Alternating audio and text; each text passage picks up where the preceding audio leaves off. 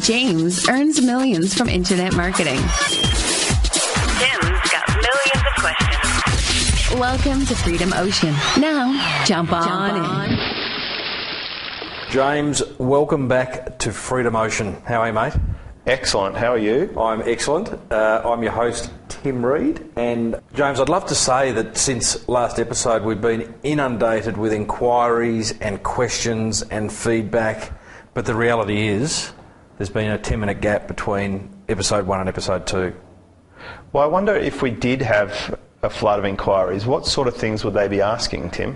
Well, very good question.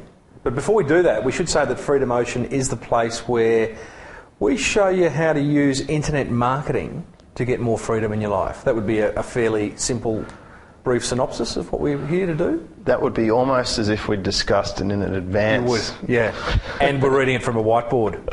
Now, if that were the case, we'd be practicing what we preach. Correct.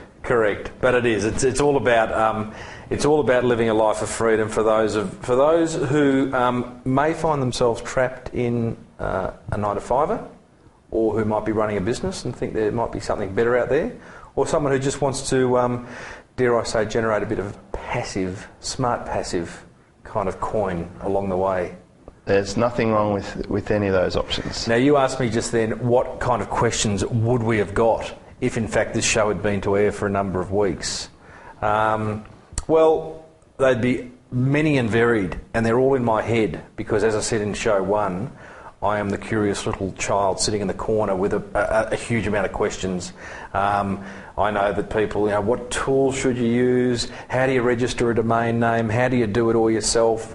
What's a shopping cart? What are these tools that I keep hearing about, like Nanocast? And should I be using PayPal, or do I need a merchant account? And man, the list goes on. Who writes content? Where do I get stock photography? The list is endless, absolutely endless. But that's why you and I are here. It is. In fact, I think even majority of the terms that you just rattled off would make someone's eyes glaze over. Yeah, that's a very good point. Because, I go to kids' barbecue dinners and things, and I'm sure that some of the parents look at me as if I've landed from another planet. Yeah. And someone stopped me the other night. They said, "Just so you know, I have no idea what you've just been talking about." So I think we really need to strip it back and just go for the, there's a whole lot of stuff that comes before any of those whiz-bang terms, and and I think we probably need to get there at some point. Is we've talked about what internet marketing is in episode 1, and we probably need to cover a little bit about how you might go about using it, and what's the point of all this? What sort of outcomes could we expect, and how do we implement this? Trying to label it further, I suppose. Yeah, good point. And I think we should pull each other up every time we find. I do this on another podcast I host with young Luke from Small Business Big Marketing, and whenever we find ourselves talking in acronyms or abbreviations or shop talk, tech talk, we belt each other over the head. With a large phone book. Let me just go and get my helmet. yeah, that's right.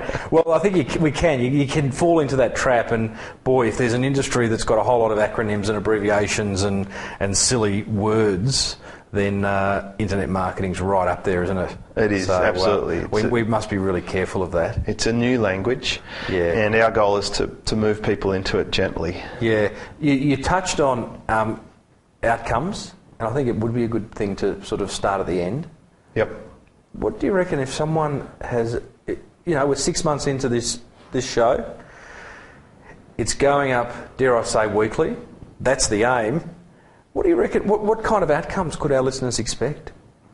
Well, I think they may not even notice it as their knowledge increases with internet marketing, because it's like when you have a baby and it grows up into a man-child, suddenly they're a big kid and you don't notice it so much. So I think some of it will be just natural osmosis, but certainly if there's some implementation happening, just a little change or a tweak can make a tremendous difference. For me, if I were to think back at the process I went through, it was having these little mini epiphanies about the aha moments where I realised the power, the profound power in some of the most basic concepts. And one of those, for example, would be the concept that you can automate a lot of things that you can't do in a normal world. For example, a website. It's up there working, and it's not like a plant or anything really. It doesn't need any care. It's not like a human. You don't have to keep paying it or educate it or whatever. Once you set it up, it's a machine, and it just keeps perpetually working. So it works to the extent that you set it up right and that you tune it. Once it's up, you can keep refining and improving it. But it's so powerful. And the other thing that really occurred to me is that there's no limit to one. It's not like having a child in China or something. You can have as many websites as you want. And then the next epiphany was that, hang on, a website is not a business. So then I had to rethink that whole thing. That's a downer.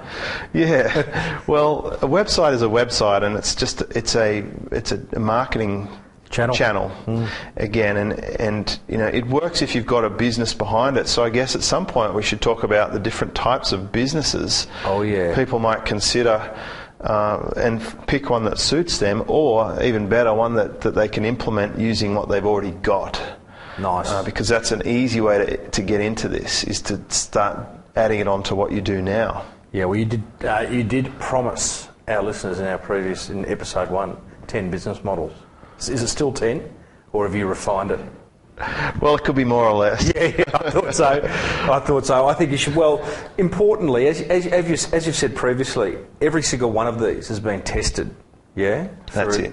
Okay, so that's really important. We're not here to recreate the wheel. We're here to show you what works, tell you what works. And some of these models work in the normal world, so we can relate to them, but we just take them online. And a classic example is the affiliate marketing model. And affiliate is just a fancy name for salesman. I nearly got the phone book out then. That's it. No, I beat you to that one. You did. So affiliate marketing means that you're a salesperson, and the bottom line is you can sell someone else's product online and get a commission. For every time someone makes a purchase, you get a commission. And the amazing thing about this is you can pretty much step into the business fairly quickly because someone's done all the other stuff, the hard bits. They've set up the website, they've researched the market, they've put together a sales offer, they've put the payment mechanism. They do pretty much everything except get the customer to the site. That's your job. If you can just get the customer to the website and put them into that, I guess I'd call it a marble run. You get them into that system and they make their way through and they make a purchase.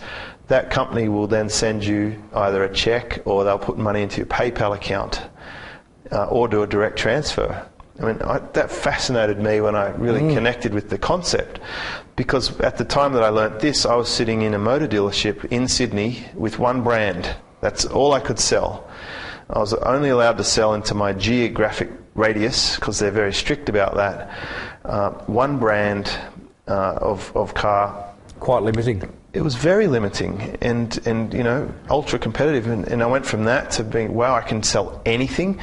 And before someone phones in and says, but James, what can you sell as an affiliate? I can tell you can sell just about anything. Really?